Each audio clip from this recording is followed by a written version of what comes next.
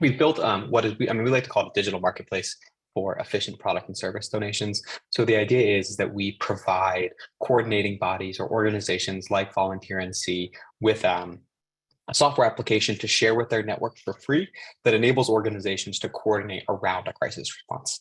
So what we're going to walk through today are some ways to use the platform, kind of how it's being used in North Carolina at the moment, and how to get signed up. The ultimate goal of the tool is to aggregate grassroots needs. So what is needed in blue skies time, what is needed in the build up to a crisis like a hurricane, what is needed in the aftermath of a flood, and then also match that with services and donations, whether they are supplies or digital services from the private sector or from different responsive or organizations responding on the ground. So a little bit more about the company. Over the last 6 years, we've moved about $25 million worth of aid through the platform in about 25 countries across the globe. So at the moment, as well as working with the state of North Carolina and farther across the states, we're currently also working in East Africa, Latin America, in Peru and Colombia, in Turkey and Syria, and kind of most recently, actually, we have quite a large program responding to the humanitarian crisis in Ukraine for the last couple of months as well. So this is just a little bit more about the platform. Main focus on the platform is really just to enable really easy access to the tool, to allow people to add on-the-ground needs when they're in a crisis response situation. We do have customizable vetting and privacy settings that have been set up by the Volunteer NC team to kind of ensure that we are meeting standards for verification there. Like we mentioned before, there's supply, services, and information that can be posted on the platform as both needs and offers. And then we also have a map-based view and a reporting dashboard, which I'll get into when I do the live demonstration of the platform. So this is just a quick sample of what the map looks like. We'll go into this in more detail when we jump onto the platform live. So a little bit more about the Volunteer NC platform. We've been live with Volunteer NC for over a year now. And there's actually about at this time, there's about 60 live needs representing thousands of items and services on the platform. And simultaneous to that, there's over $541,000 worth of products and service currently on offer on the platform. So we'll kind of jump into what that looks like and how to claim that as you get involved with the program as well. So just a little bit more about us. The benefit of the Respond Local platform or our NeedsList platform is really that it's designed to save time for organizations that are coordinating in response to a crisis. You quickly know who needs what and where, and also what is available in a crisis response situation. And as a result, it saves money. It allows us to invest in the local economy more easily. And ultimately, the goal, because we're able to move items and resources more quickly in response to a crisis, we're able to faster and more effectively reach a large number of beneficiaries on the ground. This all comes from an independent evaluation that we had performed in 2021, responding to our work in 3 different countries across the globe. So that's a little bit about us. I am going to actually change screens right now and bring up the platform. I think that we will probably hold off on questions about the company until I finish up with the demo of the platform and walk you through everything, which will probably take about 10 minutes at the moment.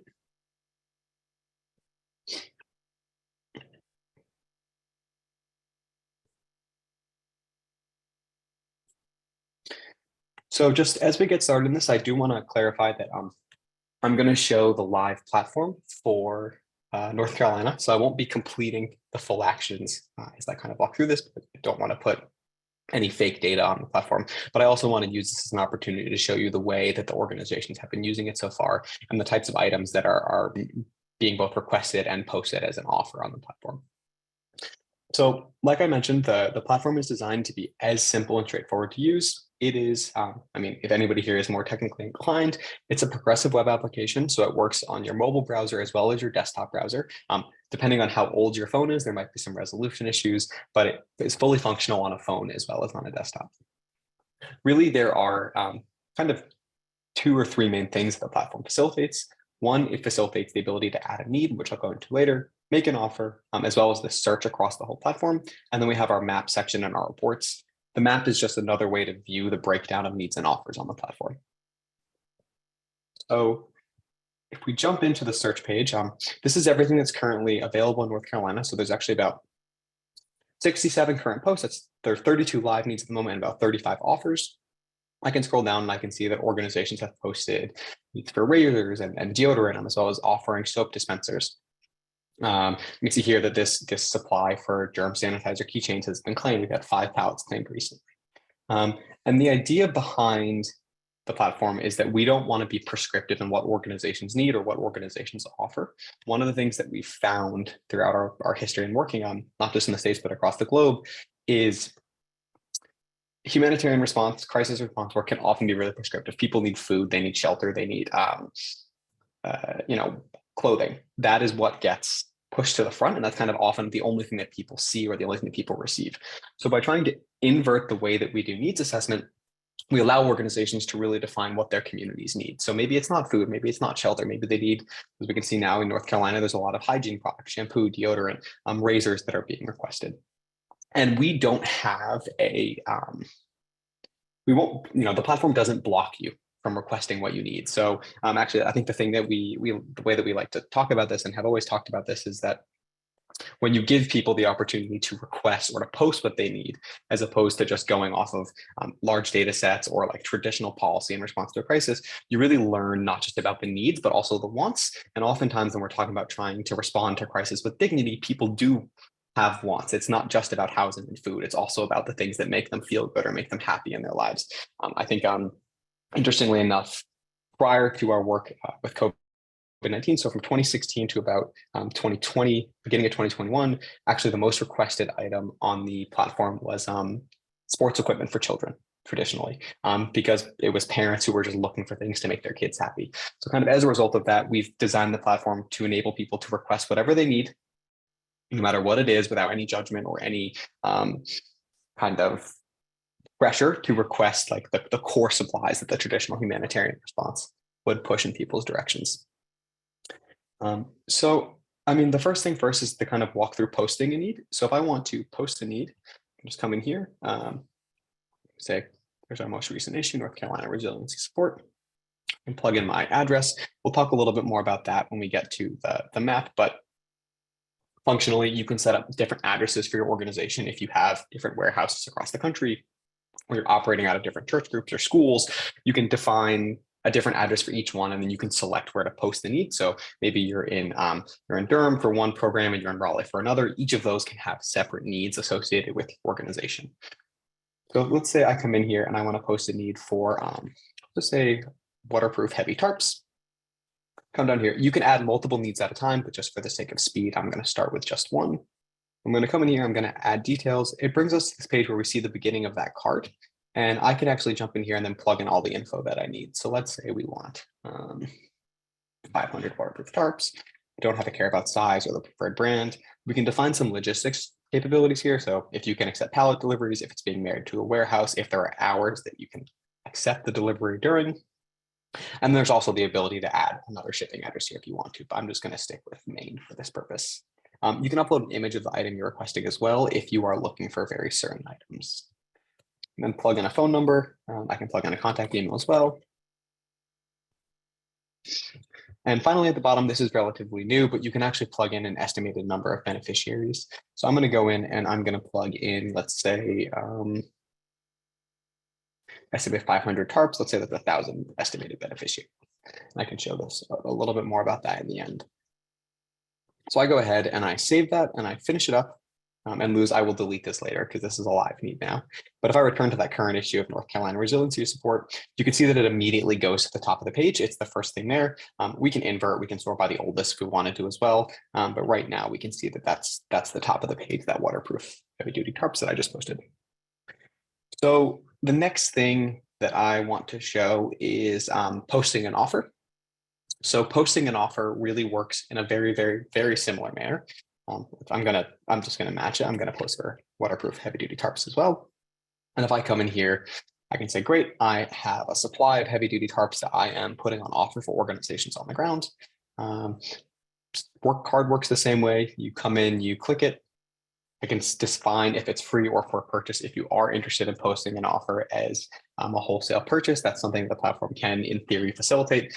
We don't actually move any money through the platform, but it can help set the stage for that type of transaction as well. Similarly to before, I can define my logistics options. So I can say I can actually deliver this and I'm able to cover the shipping cost. Then I can come in and I can define I'm willing to give, let's say I've got 5,000 tarps I can move. The last thing is if you want to just plug in a market value for that offer, it enables you to help with some of the reporting later if your organization is using this for donations and you want to put that against your tax returns, obviously.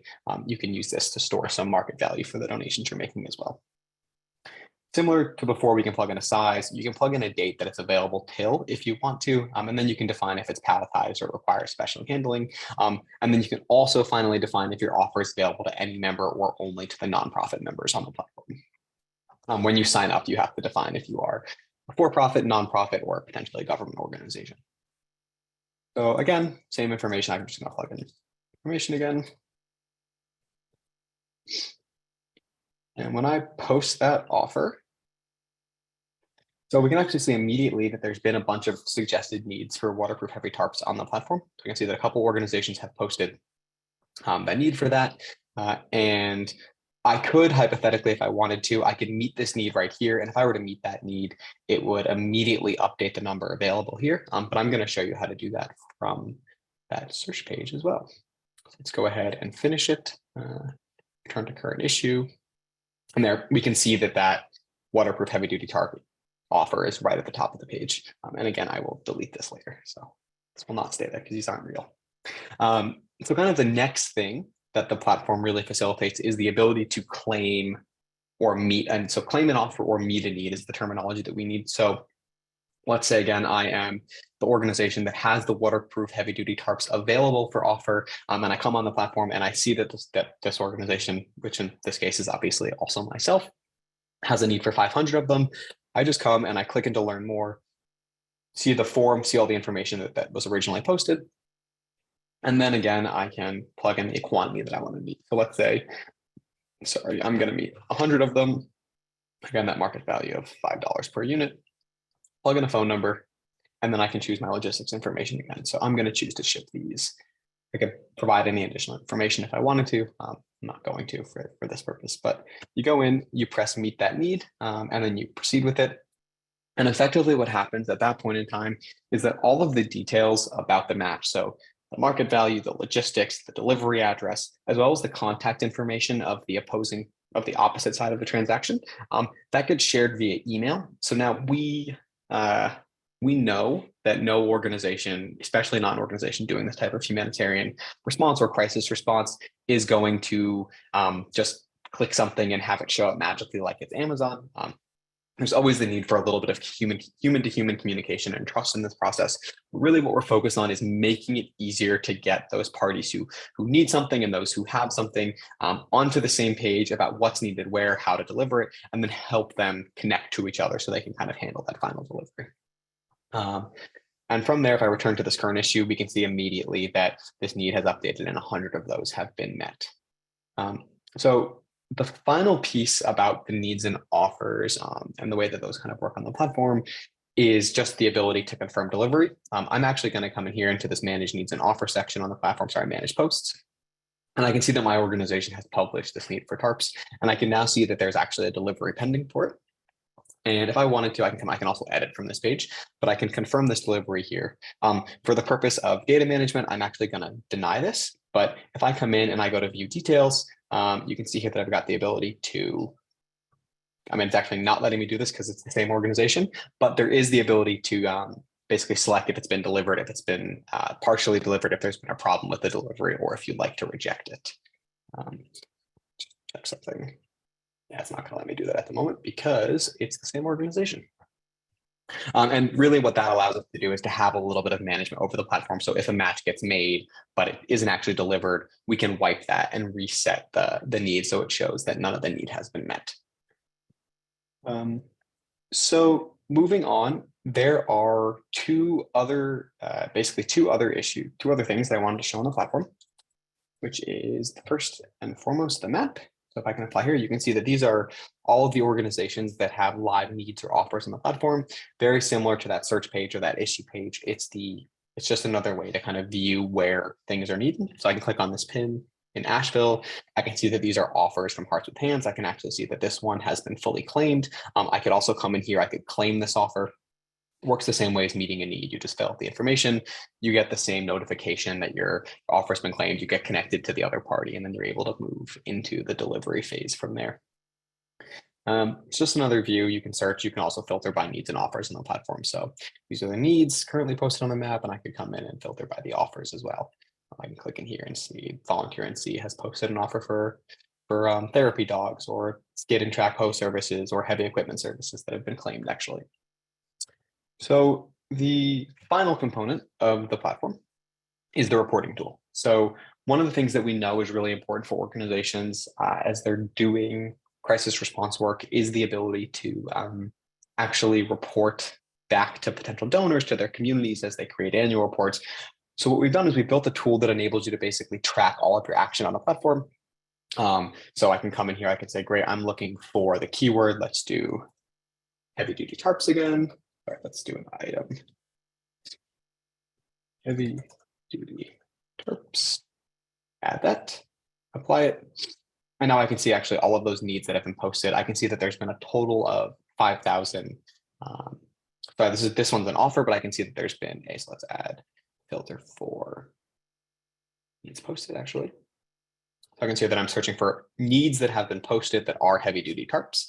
I can see that there's been requests for 725 heavy duty tarps on the platform across 4 posts.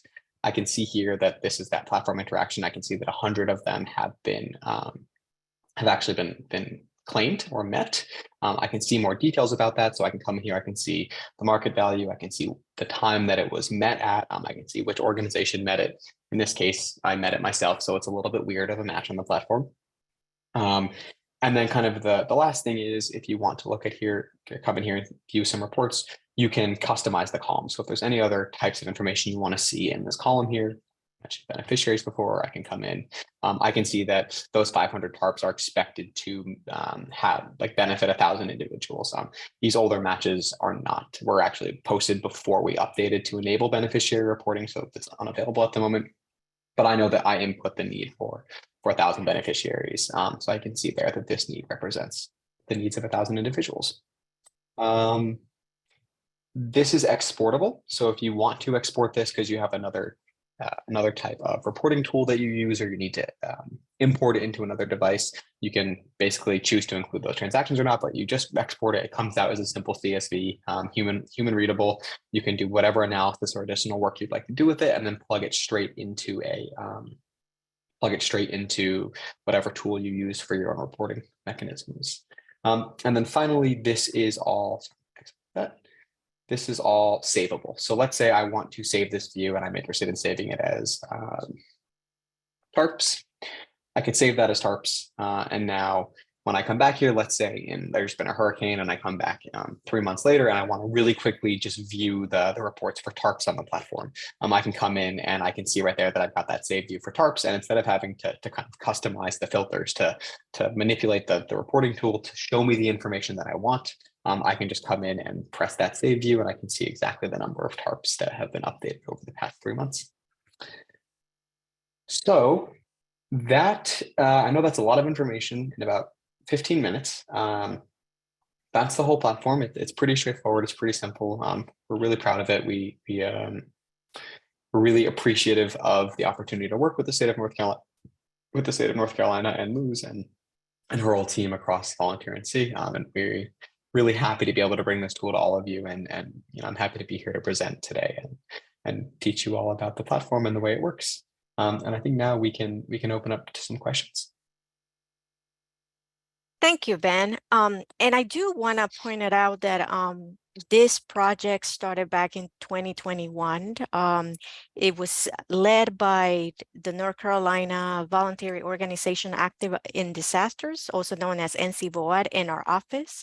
It was first implemented when we coincidentally we had the floods in the western part of the state, and some organizations in that area actually did utilize the NeedsList to exchange donations, but the platform is not only for donations but also volunteers. And our hope is that in the next disaster, this will be the tool that we will be using to be able to coordinate with all organizations. And one of the things that we have been having conversations about is because some of the individuals who have been involved in the implementation and the whole process of bringing NeedsList to our state are individuals that also sit in the Emergency Operations Center during active disasters. Those individuals are actively receiving information from WebEx, which is the system that is used by the North Carolina Emergency Management, and that is we are thinking of the benefit of combining that information that is coming through the state North Carolina Emergency Management and supporting transmitting that information to the NeedsList platform, and help us coordinate a little bit better, because the state have their system. WebEx connects them with all the counties, but we don't have a system that connects us currently with all nonprofit organizations when they're working on the ground and exchanging goods and services. So we hope that this system is going to help us achieve a more rapid and better coordinated efforts of exchanging the goods and services that we know so many communities will need and are also in need at this moment.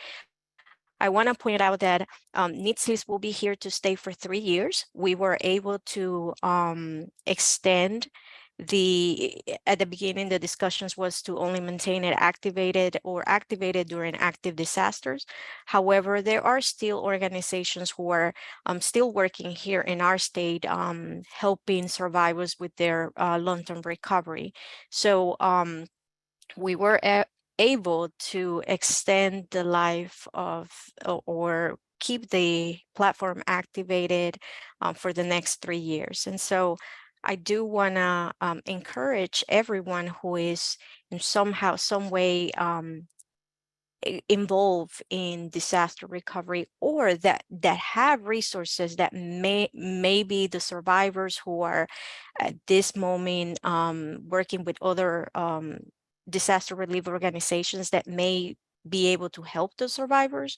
Not necessarily everything that can be exchanged here is specifically for disasters. There can be other items that these survivors may need. So posting anything that you have available will help organizations get those items faster for the survivors. But does anyone have any questions related to the platform, how it's used, or anything that Ben or I just said? I see that there's one question already in the chat about who's posting needs. So I'm just going to read that out. It's who's posting needs. Is it individuals in the community, or is it organizations that are hearing about needs of individuals in the community and then going on NeedsList to post those needs on their behalf? So go ahead, Ben. So to answer that question, the platform is designed for organizations to post on behalf of their community. There's a couple of reasons for that. One is just to be totally transparent, information and data of individuals. We don't believe in taking the information of vulnerable people. We don't believe in taking their data. We also know that oftentimes in communities, people have these trusted organizations that they already work with. And working through those organizations on the ground allow us not only to protect the identities of vulnerable people, but it also helps us to build, it helps donors in particular build trust in who they're delivering items to. So as a result of that, there is that vetting part of the platform that we discussed earlier. There's a sign up process and an application that requires you to showcase that you are a real existing organization on the ground. But then it is the organizations that post the need. So to follow up with that, so only organizations should post the need. They post on behalf of individuals. I think in general, and then should organizations with items to donate be encouraged to post? So on the First, after that, yes, organizations post on behalf. We don't necessarily think of it as we don't necessarily think about it as posting on behalf of individuals, but rather posting on behalf of the community. So we know that, you know, in the aftermath of a crisis, some of the organizations, whether it's a local civil society organization or a church group or a school or a library or the local fire department, you know, they have heard about what's needed in their community. They've seen the community. They know what's needed. So they post on behalf of the community and then are the ones who distribute items that they receive. In response to the second part of that, should organizations with items to donate be encouraged to post? Absolutely. It is vital in our experience that organizations who are able to donate post those offers that we showed, specifically because, and this kind of ties back to that first piece that I was talking about people in response to a crisis are often only thinking about, or they're only being given the things that are like immediate needs, right? So like people are given food, shelter, clothing, like that is what generally comes through as quickly as possible. Those kind of other wants or needs, whether it's things like tarps that aren't really being thought about, or maybe generators or like accounting services, or you know, disaster or like preparedness services or volunteers like Luz was talking about, the ability to offer that both in blue skies times and in the immediate aftermath of a crisis can often help people have access to items that they need or that they want that they don't necessarily think about asking for directly. Can this be used for nonprofit charities to use this format without disaster responses and more ongoing needs for the community? Absolutely. It's designed to operate the same way in blue skies or in longer term resiliency building programs. The platform is live. So if you're, you know, if there is no crisis in the state, but your organization is supporting your local community and there are needs within that community, feel free to post them, and vice versa. If you're an organization that has things to offer in blue sky times, feel free to post them, because we fully believe not only in the disaster response and the crisis response component, but also in the community resilience.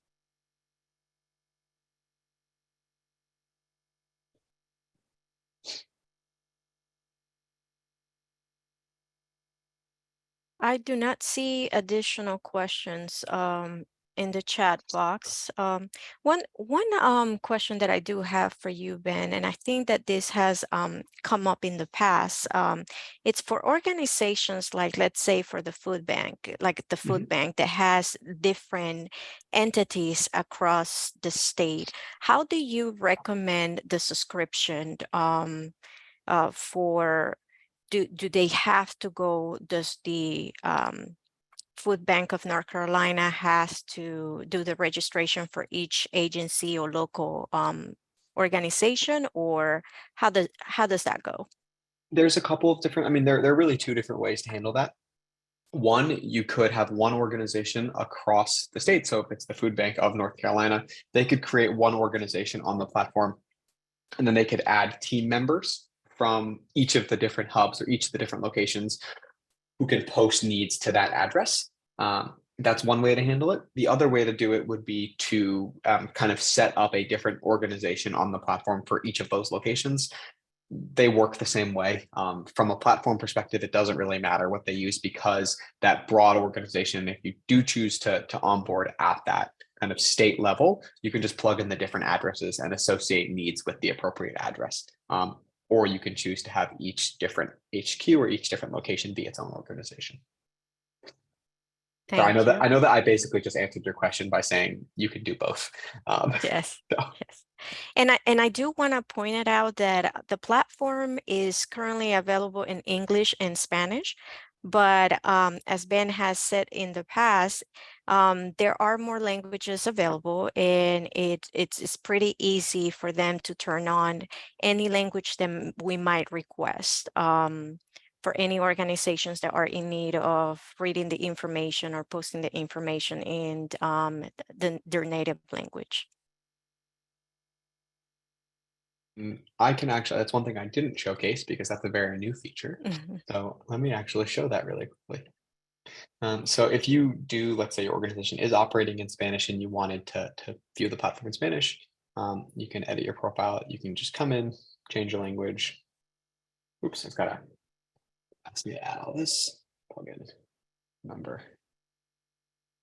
So now it is in Spanish. And if we have items in the issue areas that are, sorry, there is a thing. We can come in here and we can actually see that some of the items have been translated, some haven't. The way that this works is that the admin of the platform is able to plug in the translations for user input information as well.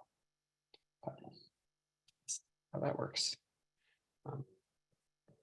Straightforward, you just switch it in your profile.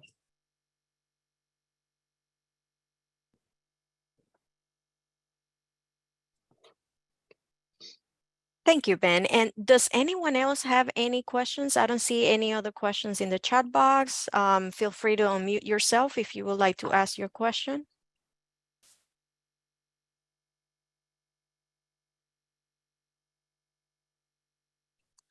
Okay, well, it seems that it was a pretty short presentation with no questions in the chat box and nobody unmuting themselves.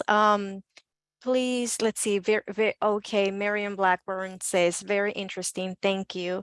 If I posted the link to register for NeedsList, if you have any issues registering to the platform, please email me. I also added my contact information in the chat box.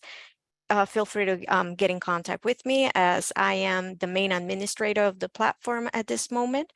And before I go, I want to thank Ben for this wonderful presentation, and thank you to all of you for attending NeedsList presentation. If you have any suggestions of future presentations that you would like us to host, please feel free to contact me. Let's see, there is another question that came up just now. How complicated is it to register an organization? Not complicated at all, I would say. What do you think, Ben?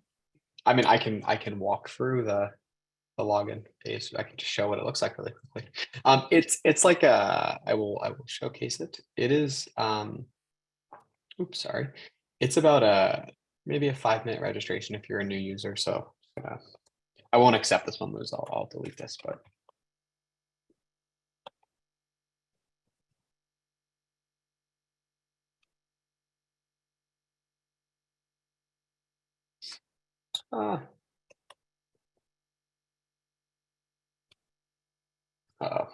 passwords are getting complicated, so it makes it a little bit hard to do this super quickly.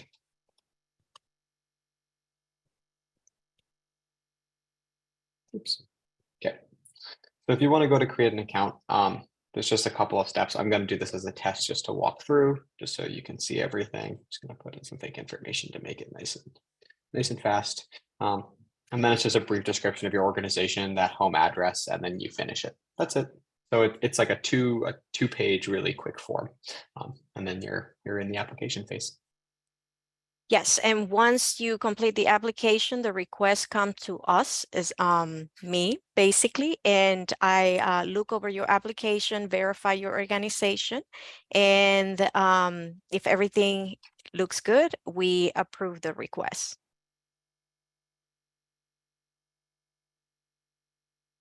Any additional questions before I close this session?